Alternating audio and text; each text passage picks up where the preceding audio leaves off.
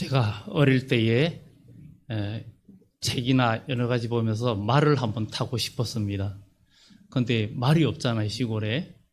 말이 없고 가까이 있는 건 소밖에 없는 거예요. 그래서 어릴 때에 한번 말 대신 소를 타보려고 소를 좀 순한 암소였어요. 그래서 밭둑에 가까이 대고 이렇게 목줄을 대고 위에 올라탔습니다. 그런데 이 소가 주인을 그냥 두지 않고 떨어뜨리려고 막 흔들어가 결국은 떨어졌어요. 그래가지고 그 소를 타지를 못했는데 조금 타다가 떨어졌어요. 안 태워주더라고요, 소가.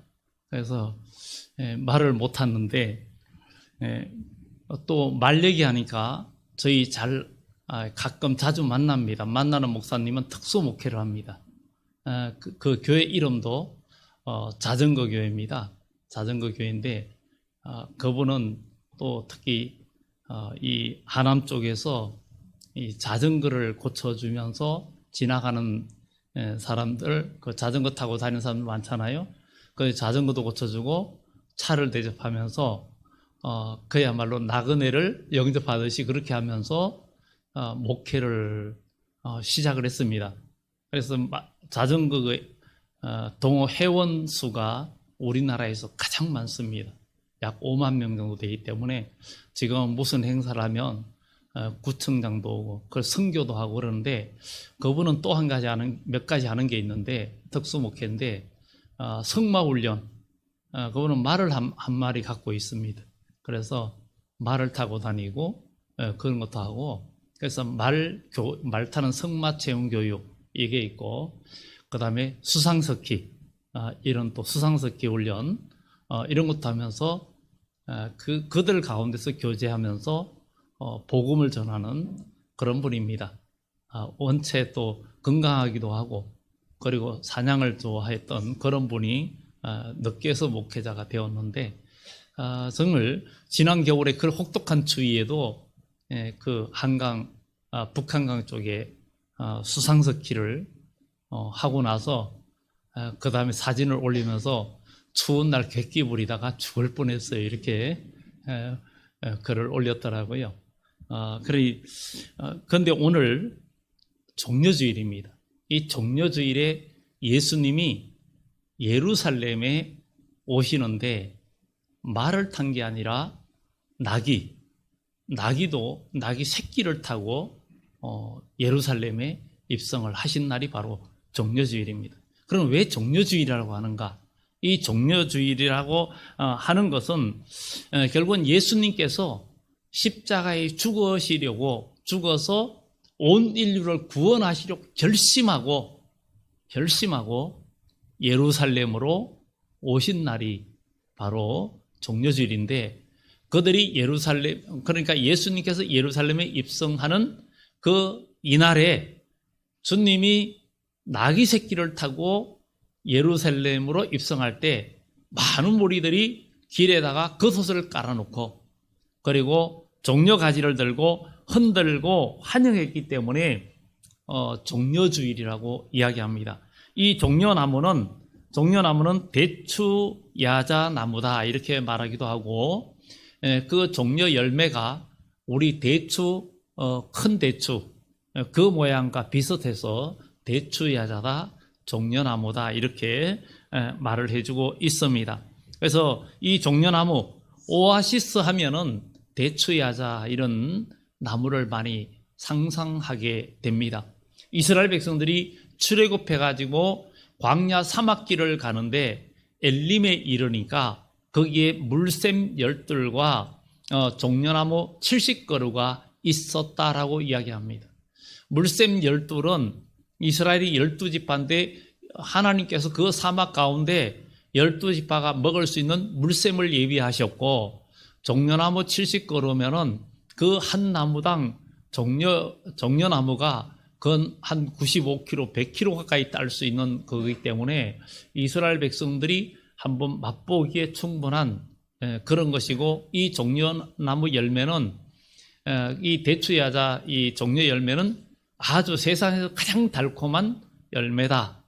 그렇게 해서 그 침례 요한이 광야에서 외치는데 그가 메뚜기와 석청을 먹었다. 석청은 돌 사이에 있는 꿀을 의미하는데 바로 이 요한이 메뚜기와 석청은 바로 메뚜기는 진짜 메뚜기가 아니고 지엄 열매 나무 같은 그런 열매를 먹고 그 다음에 석청은 꿀이 아니라 바닥에 떨어져 있는 그런 대추야자 열매 그것을 먹었다라는 것을 우리가 이야기해주고 있습니다. 그래 많은 사람들이 그들이 겉옷을 피고 환영합니다. 그리고 세상에서 가장 달콤한 그 과일 나무인 대추야자 그 나무의 가지를 들고 흔들면서 아주 대환영을 합니다. 대환영을 합니다. 주의 이름으로 오시니 곧 이스라엘의 왕이라 하면서 그들이 예수님을 크게 환영합니다. 우리도 예수님을 오늘 종려주일에 예수님을 여러분들 온전히 환영하고 여러분 마음속에 받아들이는 그런 인생이 되어야 되겠죠. 그러면 사실 이 고대 근동이나 옛날이나 사람들이 왕이나 정복자는 왕은 보통 백마를 많이 탑니다.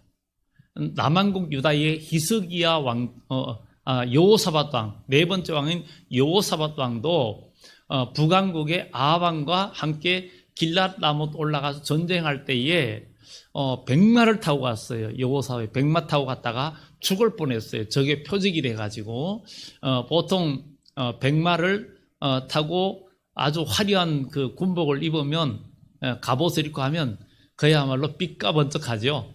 정말 잘나 보이죠. 그런 말을 탑니다. 정복자로서의 어떤 자신의 건세와 위용을 자랑하기 위해서 그렇게 합니다. 그런데 예수님은 만왕의 왕이시고 온 인류의 왕이시고 모든 죽은 자를 살리고 과거 세대나 미래 세대, 현재 세대에 있는 모든 사람들을 통치하실 분이고 구원하실 분이고 영생을 주실 수 있는 분이 바로 예수 그리스도 만왕의 왕 되신 예수님이십니다. 그런데 그분이 오시는데 아니 낙이 새끼를 타는 거예요. 어떤 백마도 아니고 종마도 아니고 우리가 삼국지에 말하는 여포가 타고 간우가 탔던 적토마 같은 그런 말도 아니고 아니 그건 아니더라도 보잘것없는 말이라도 탔어야 될 텐데 과천에도 가면은 그 마장 그 있잖아요. 그 경기하는 데 있잖아요. 말도 굉장히 비쌉니다. 말이 보통 비싼 게 아니죠. 그래 그런 말도 타지 않고 예수님은 낙이 새끼를 타고 입성했는데 왜 그랬을까? 왜 예수님은 낙이 새끼를 타고 입성했는가? 그래서 성경에 스가랴서에는 예수님의 예루살렘 입성을 시온에 따라 크게 기뻐하라. 예루살렘에 따라 즐거이 부를지어다. 보라 내 왕이 내게 임하시는데 그는 공의로우시고 그랬어요. 그는 공의롭고 구원을 베풀고 겸손하여서 공의를 베풀고 그 다음에 구원을 베푸는 분이다. 공의, 아주 정의가 있는 분이고 그리고 그는 공의를 베풀고 구원을 베풀 수 있는 분이다. 모두를 구원할 수 있는 분인데 겸손하여서 나귀를 타시나니 나귀의 장어 곧 나귀 새끼니라 이렇게 말합니다. 정말 적토마나 백마나 이런 말도 아닌 나귀 새끼를 타고 입성하십니다. 예루살렘에 들어오십니다. 이것을 보면서 예수님은 자신을 낮추어서 예루살렘에 오시는 그 모습을 보여주는데 예수 그리스도의 겸손한 모습을 우리들에게 보여주고 있습니다. 세상에 많은 사람들은 그 인생의 중요한 가치를 정말 자기 인생의 가치를 높이죠. 그리고 그래서 입신양명의 모토인 사람들이 정말 성공하고 좋은 어떤 모습을 보이려고 합니다. 그래서 좋은 것을 타고 그러니까 요즘 말 대신에 좋은 명차를 타고 싶어 합니다. 페라리나 아니면 포르쉐나 아니면 롤즈로이즈나 뭐 아니면 마이바흐나 이런 차들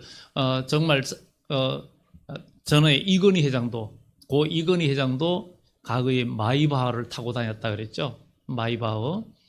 그런데 어느 주차장에서 어떤 분이 일반 작은 소형차를 그거를 이렇게 흠집을 내 가지고 그 수리비만 해도 엄청난데 그냥 그걸 받지 않고 이건 회장 입장에서 그걸 받을 수 있나요? 그래서 그냥 보냈다는 이야기가 뉴스에 한번 나온 적이 있습니다. 그때 그 탔던 마이바흐가 그때 당시 한 7억 정도 하는 차라고 얘기하는 것을 제가 들었습니다. 그 사람의 지위와 신분에는 그런 걸 타고 싶어 하겠죠.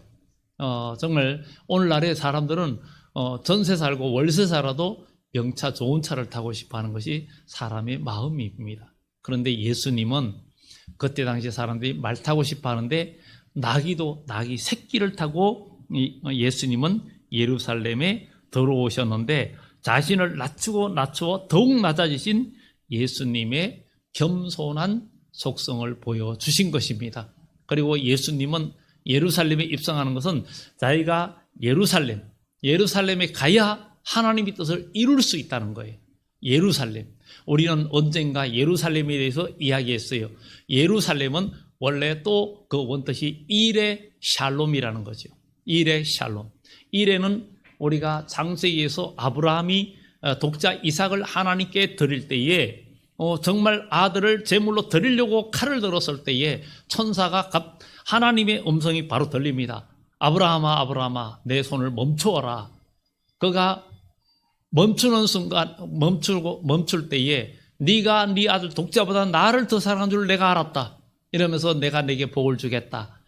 그런 음성이 있고 난 후에 그가 돌이켜 보니까 정말 순양이 뿔이 나무에 걸려가 있는 걸 보고 그것으로 제사를 드리면서 그것을 여호와 이레라 하나님이 예비하셨다. 그런데 샬롬은 평강이죠. 샬롬 이스라엘 사람들 보통 이렇게 샬롬은 그냥 대체적인 그냥 누구나 만났을 때 샬롬이고 가까운 사람들에게는 샬롬 아니면 샬롬 이런 것이고 여기에서 이 샬롬 평강에서 더 완전한 평강은 에이레네라고 요한복음에 나오는 예수님 부활 후에 우리에게 주시고자 하는 평강은 바로 에이레네였다 하는 것을 말해주고 있습니다. 그런데 샬롬은 평강이죠. 그래서 일의 샬롬이라는 것은 평강이 예비된 곳이다. 그런데 그것이 바로 예루살렘이라는 거죠. 그래서 오늘 이 교회는 하나님의 평강, 정말 여러분들에게 주시는 평강이 예비된 것이 바로 이 교회입니다. 교회는 영적 예루살렘이에요. 그래서 오늘 여러분들이 이 주님의 전에 와서 진정한 일의 샬롬을 이루고 예루살렘을 경험하는 여러분들이 되어져야 됩니다. 그러면 이 예루살렘 같은 일의 샬롬, 이 주님의 전에 올 때 여러분은 어떤 마음으로 와야 되는가 하는 것을 오늘 성경은 우리들에게 또한 말해주고 있는 것을 보게 됩니다. 정말 사람들은 이렇게 높아지려 하는데 기독교 교부인 아우구스투스는 정말 그 서기 410년경 알렉산드리아 주교 디오스코루스에게 편지하면서 정말 모든 지도자나 성도의 덕목은 첫째 겸손이고 둘째도 겸손이고 세 번째도 겸손이다. 이렇게 그냥 세 가지가 아니고 첫째도 겸손, 두 번째도 겸손, 세 번째도 겸손. 그래서 예수님은 태어날 때에도 정말 아주 좋은 화려한 곳에 태어난 것이 아니라 우리 예수님은 바로 마국간에 태어나서 그것도 말구유가 침대가 되어서 이 말구유를 침대로 오늘날에 말하는 침대 선전 많이 하죠. 시몬서 침대 옆에서 볼링공을 떨어뜨려도 옆에 사람이 깨지 않고 흔들리지 않는다. 그런 침대도 아니고 그냥 마구간이라는 거죠. 마구간. 그리고 밥통이 침대가 된 것. 그러니까 예수님은 태어날 때부터 그랬고 예수님은 예루살렘에 입성할 때에도 예수님께서 결심하고 예루살렘에 입성할 때에 그 전에 누가복음에 보면 예수님께서 예루살렘으로 갈 때 그냥 간 게 아니라 예루살렘을 가기로 굳게 결심했다고 그랬어요. 그 앞에 또 뭔 말을 하냐면 예수님께서 성천하실 기약이 차감해 예루살렘으로 가기로 굳게 굳게 결심하시고. 그럼 왜 굳게 결심했느냐? 예수님이 예루살렘으로 갈 때는 그는 자기가 이제 예루살렘으로 가면 예루살렘에서 자기가 잡혀서 고난을 당하고 십자가에 죽어야 된다는 사실을 알고 있었어요. 그래서 예수님은 예루살렘으로 향하여 가기로 굳게 결심하고 가는 길에 사마리아 한 촌에 들어갔더니 예수님께서 예루살렘을 향하여 가시는 거로 그들이 받아들이지 않았다. 이런 구절도 있습니다. 여러분, 오늘 이 주님의 전에 영적 예루살렘의 이 교회에 오실 때에 여러분들의 마음은 정말 굳게 결심하고 이 전에 나올 때 여러분들에게 새로운 축복의 역사가 일어날 줄 믿습니다. 오늘 이것을 보면서 예수님은 정말 이 십자가를 지기 전에 제자들에게 다 이야기합니다. 모든 것을 이야기합니다. 사람들은 다 높은 자리를 원해요. 예수님의 두 제자 야고보와 요한의 어머니가 주여, 주의 나라에 우리 두 아들을 하나는 주님의 우편에 하나는 좌편에 앉게 해주세요. 참, 그러니까 주위에 있는 제자들이 그냥 갑자기 뚜껑이 열렸어요. 뭐야 저거? 응? 다 예수님 곁에서 누가 하나님 날 큰 자가 될까? 막 이런 생각을 하고 있었는데, 아이 요한의 어머니가 우리 두 아들 하나 예수님 오른쪽 하나 왼쪽에 이렇게 앉게 해달라고, 그러니까 제자들이 막 열을 받았어요. 근데 예수님께서 너희 중에 누구든지 크고자 하는 자는, 그랬어요. 크고자 하는 자는 정말 섬기는 자가 되고, 누구든지 어뜸이 되고자 하는 자는 모든 사람의 종이 되어야 하리라. 인자가 온 것은 섬김을 받으려 함이 아니라 도리어 섬기려 하고 많은 사람의 대속물로 자기를 주려고 인자가 왔다는 거예요. 그러니까 우리는 이 세상 사람들은 이 땅에서 뭔가 입신양명을 모토로 삼고 뭔가 성공하려고 하는, 그러면 그게 뭔가 내가 다 된 것 같고 인생의 낙을 다 누리고 살 보람을 느꼈다고 생각합니다. 근데 그거는 한순간에 나이가 들거나 세월이 흐르고 하면은 다 물거품이 되고 말고 다 인생 허사라는 것이 그것입니다. 그래서 인생 허사라는 허사가가 있습니다. 그런데 예수 믿는 우리 믿음의 사람은 여러분의 인생이 절대 헛되지 않습니다. 여러분의 인생은 이 세상의 삶이 정말 복이 있고, 여러분들이 빈손으로 왔다 빈손으로 가고 공술에 공숙을 하지만 믿음의 사람은 그렇지 않다는 거예요. 여러분들은 이 땅에서 믿음으로 구원받은 여러분들은 성김과 봉사와 섬김 여러 가지 주의 일을 통해서 하나님 나라의 영원한 보화, 아무리 써도 없어지지 않는 보화, 그런 보화를 쌓고 간다는 사실을 우리는 기억하고 소망을 가지고 믿음으로 나아가는 여러분들이 되어져야 될 줄 믿습니다. 하나님의 나라의 속성은 낮아짐과 겸손, 섬김입니다. 예수님은 바로 나귀를 타고 나귀 새끼를 타고 입성하는 예수님은 그런 나라의 속성을 가장 잘 보여주는 거예요. 그래서 하나님 나라는 복음은 겸손한 자에게, 하나님은 교만한 자를 대적하시되 겸손한 자에게는 은혜를 베푸시느니라, 이렇게 말합니다. 사람들도 그렇잖아요. 여러분들이 누구를 대해도 그 사람이 거만하고 자기 잘난 체 하면은 싫어하죠. 그리고 아무것도 할 수가 없죠. 지만 잘났나 이렇게 되죠. 그렇지만 정말 겸손한 사람은 사람을 끌게 되어 있습니다. 그래서 우리 예수님은 얼마나 겸손한지, 겸손의 나귀 새끼를 탔다. 그러니까 우리 주님은 온 인류를 품을 수 있는 분이고, 지난 주일 오후에 일남 헌신 예배 때 나무그늘 같은 바르실레에 대해서 이야기했습니다. 정말 그 바르실레가 다윗을 도우면서 그림자 역할을 해주고 그늘이 되어줬던 것처럼 우리 예수님은 온 인류를 품을 수 있는 큰 나무이고, 또 온 인류를 쉬게 해줄 수 있는 그런 아주 초대형, 인류를 덮고도 남는 그늘을 주시는 피난처고 쉼터가 되시고 피할 바위가 되신 분이 우리 예수님이시라는 거예요. 그래서 우리는 그분을 의지해야 된다. 자, 그러면 우리 예수님께서 이 종려주일에 예루살렘에 오신 것을 환영하는 그런 기념주일이다.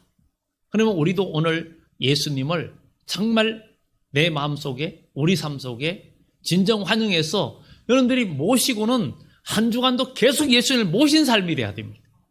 예수님을 모신 삶이 돼야 돼요. 그래야 하나님의 역사는 일어납니다.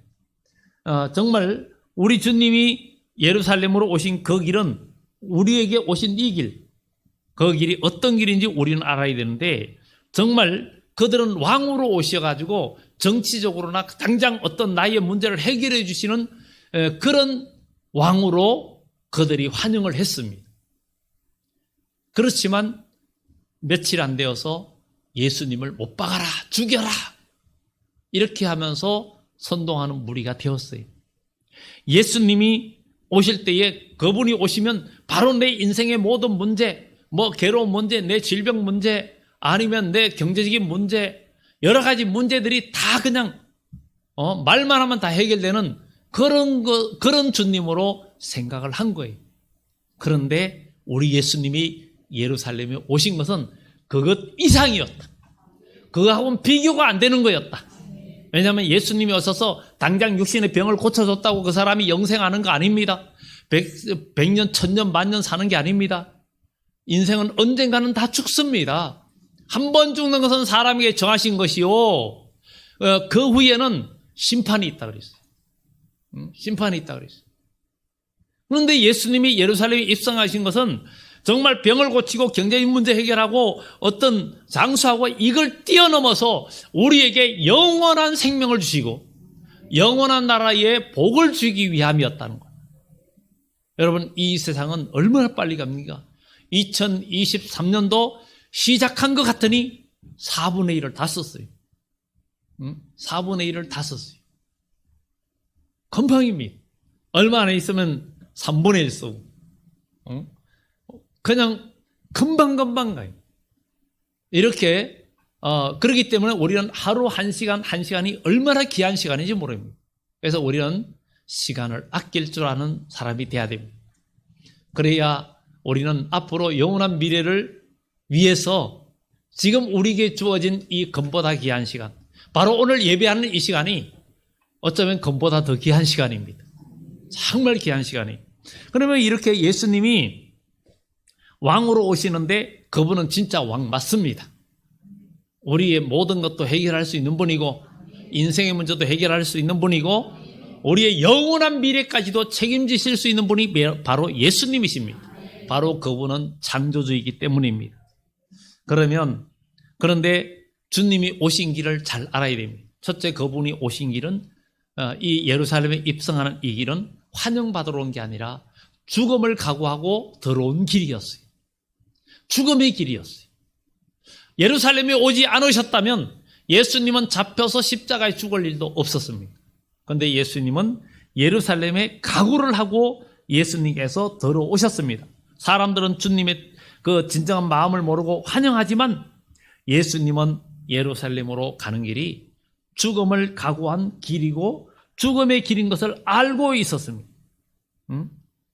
정말 그때의 사람들이 예수님을 어떻게 미워했는지 유대인들이 나사로를 살렸지요. 죽은 나사로를 살리는 것 때문에 아주 그들이 모여가지고 예수님을 어떻게든 죽이자. 왜냐하면 죽은 자를 살리고 막 기적을 일으키니까 온 이스라엘이 예수님을 따르거든요. 그러니까 이스라엘의 종교 지도자들이 위기를 느낀 거예요. 야, 이 예수라는 저 사람을 안 죽이면 우리 자리가 위태로워지고 모두가 그를 따르는데 우리 밥줄이 끊긴다. 우리 여러 가지 이런 사역에 지장을 느낀다. 하나님의 일은 그것을 위해서 하는 게 아니거든요. 그것을 위해서 하는 게 아니라는 거죠. 그들이 죽이려고 각오하고 있었어요. 그런데 주님은 그것을 알고 있으면서 예루살렘으로 입성하셨는데 정말 이것을 알면서도 그 길을 멈추지 않고 죽기를 작정하고 우리 주님은 예루살렘에 입성하는데 죽음을 각오하고 예루살렘으로 들어가신 거예요. 우리도 진정한 사는 길은 성경에 말하잖아요. 내가 그리스도와 함께 십자가에 못 박혔나니 그러죠. 그런 적 이제 내가 산 것이 아니라 내 안에 예수님이 사신 것이다. 내 안에 주님이 계시고 내 안에 주님이 함께 계시면 여러분들은 사는 거예요. 우리는 사는 거예요. 사람은 떡으로 사는 것이 아니라 하나님 말씀으로 산다 그랬잖아요. 주님은 죽음의 길, 십자의 길을 가기 위해서 오셨다는 거예요. 예루살렘, 그것도 가장 낮아진 길로 오셨다는 거예요. 그리고 예수님이 예루살렘에 입성하신 것은 하나님의 뜻을 순종하는 길이었어요. 순종하는 길이었어요. 나귀 새끼를 타고 예루살렘 성으로 들어오셨어요.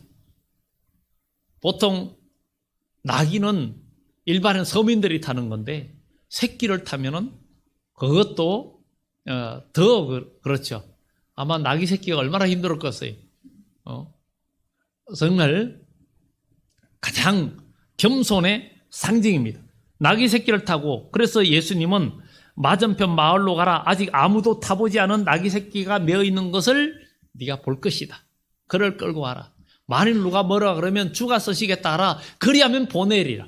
아니, 나귀 새끼 처음 타면은 나귀 새끼가 사람을 안 태워본 나귀 새끼는 순순히 말을 잘 안 들어요. 잘 안 듣습니다. 소도 농사일에 써먹으려면 처음 부리는 것들은 말을 잘 안 듣습니다. 그 알렉산더 대왕이 어릴 때에 아주 명마가 들어왔어요. 그 아버지 필립 왕이 누가 명마를 데려왔는데 아무도 길들이질 못하는 거예요. 말 잘 타는 밑에 장수들도 이 말을 길을 못 들이는 거예요. 한번 길들이면 말을 듣거든요. 그런데 이 소년 알렉산더가 제가 한번 타보겠습니다. 그것을 유심히 보더니 제가 타보겠습니다. 그러더니 말을 세우고는 그 위에 타가지고 바로 길을 들이면서 말을 타는 거예요. 그래서 아니, 말을 잘 타는 장수들도 다들 그 길을 못 들이는데 왕자는 어떻게 그것을 그렇게 할 수 있느냐? 이 알렉산더 대왕이 보는 그 눈이 굉장히 예리하고 관찰력이 뛰어난 사람입니다. 그가 세계를 정복한 그런 왕이기도 하지만 그가 말 타는 것을 보니까 말이 자기 그림자를 굉장히 싫어하는 거예요. 그림자에 대한 반응이 굉장히 민감한 걸 보고는 말을 태양 방향으로 세우고 탔다는 거예요. 그래가지고 말을 첫 번째부터 바로 길을 들이기 시작했던 그런 지혜가 있는 왕이었다. 그래서 말도 처음에 길을 들여놔야 그 다음에 그 말을 잘 못하는 사람도 탈 수 있지. 말도 자기 등에 탄 사람이 초짜인 거 다 압니다. 다 알기 때문에 쉽게 용납을 잘 하지 않습니다. 그런데 예수님은 이렇게 나귀 새끼를 타고 예루살렘에 들어오시는 것은 바로 순종하는 길이었습니다. 정말 예수님은 죽음의 길인 줄 몰라서가 아니고 죽음의 길인 걸 알면서도 예루살렘에 입성하는 것은 자기는 이제 그 하나님 뜻을 이루기 위해서 나는 예루살렘으로 간다는 거지. 바울도 사도행전 1장에 보면 보라, 나는 심령의 매임을 받아 예루살렘으로 가는데 거기서 무슨 일을 만날는지 알지 못한다. 오직 결박과 환난이 나를 기다린다 하지만 주 예수께 받은 사명, 하나님의 은혜의 복음을 전거하는 일을 마치려 하면은 나의 생명을 조금 더 귀한 것으로 여기지 않는다. 그러면서 그는 예루살렘으로 가서 아닌 게 아니라 그대로 또 잡히게 되고 결국은 로마로 가서 순교까지 하는 그런 바울의 여정을 우리는 보게 됩니다. 그래서 예수님은 자기가 죽음의 길인 걸 알면서도 하나님의 뜻에 순종하신 것입니다. 죽음의 고통을 아시기에 그 잔이 지나가기를 기도하면서 겟세마네 동산에서 바랬지만 그러나 내 뜻대로 마시고 아버지 뜻대로 되기를 원합니다 하고 예수님은 십자가에 죽기 위하여 예루살렘으로 순종의 길을 걸어가셨어요. 그리고 그 길은 구원의 길이었어요. 우리 주님이 예루살렘으로 들어오지 않으셨다면 구원의 길이 될 수가 없었습니다. 예수님이 예루살렘에 입성할 때 호산나 호산나 이제 구원하소서 주의 이름으로 오시는 이여 이스라엘의 왕이시여 하고 사람들이 외쳤습니다. 고통, 그것은 이스라엘 백성들이 지금 많은 고통과 어려움을 겪고 있어요. 많은 슬픔과 압제와 고난 속에 있었고 질병과 어려움 속에 있었어요. 그러니까 메시아가 오니까 그가 그 많은 기적을 행했는데 이제 당당하게 들어오시니까 야, 이제는 뭔가 해결점이 왔다고 생각하고 대환영을 한 거예요. 막 자기 겉옷이 원래 제일 비싸잖아요. 여러분, 겉옷이 제일 비싼 거 입고 계시죠? 혹시 속옷 제일 비싼 거 입고 계신 분 없죠, 여기요? 제일 비싼 겉옷을 깔아놓고 종려가지를 들고 흔들면서 예수님을 영접하는데, 그들은 그동안 당한 고통과 서러움을 호소하는 탄식이었어요. 호산나 구원해 주세요.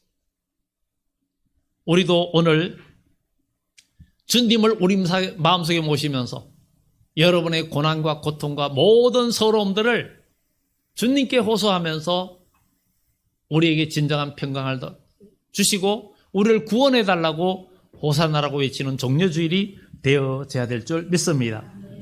예수님은 구원할 왕으로 오시기 위해 나귀를 타고 오셨는데, 보통 통치할 왕은 말을 타고 백마를 타고 옵니다. 그런데 예수님은 우리를 구원할, 우리의 영혼을 구원하려고. 왜? 영혼이 진짜이기 때문에. 영혼이 우리의 진짜예요. 우리의 영혼은 첫 번째 흙으로 만든 몸을 한 번 입고, 그리고 고린도서에 보면 두 번째는 이제 흙으로 짓지 아니한 새로운 몸을 하나님이 주신다 그랬어요. 그런데 사람은 한 번 다 죽는데, 죽고 나면 부활이 있는데, 부활할 때에 누구든지 영생할 몸을 다 입습니다. 그런데 믿음의 사람은 생명의 부활로 부활해서 하나님 나라 영원히 살고, 그 다음에 또 한 부류는 사망의 부활로 부활하는데 죽지 않을 몸으로 부활합니다. 그런데 지옥에서 영원한 형벌을 받는다는 거예요. 이게 두 길이라는 거예요. 그런데 우리는 이 땅에서는 이 갈림길의 길목에 있는 거예요. 그래서 성경은 내 앞에 사망의 길과 생명의 길이 있다. 그러니까 우리는 생명길로 가야 됩니다. 그 길은 좁은 길이다. 좁은 문이다. 믿음의 길이라는 거예요. 여러분 믿음의 삶을 계속 거룩하게 유지해야 됩니다. 지난 주일날 그래서 내가 초라해 보일 때 기억해야 할 말씀 생각나죠? 나는 너의 하나님이 되려고 너를 애굽에서 인도하여 낸 여호와라. 우리가 아무리 어렵고 비참하고 아무리 괴로운 상황에 있어도 하나님은 거기서 우리를 믿음의 길로 이끌어내신 것은 우리 하나님, 전능하신 하나님이 여러분의 하나님이 되시려고, 여러분들이 구원자가 되시려고 여러분들을 오늘 이 자리로 끌어내신 거예요. 여러분들이 스스로 나왔다고도 스스로 나온 것이 아니에요.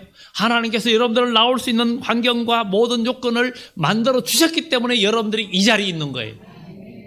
그것이 하나님의 은혜입니다. 이것이 그저 하나님의 은혜예요. 이런 은혜를 입는 우리 예수님은 이렇게 구원자로 오시기 위해서 어떤 사람을, 그러면 구원자로 말을 타야 되잖아요.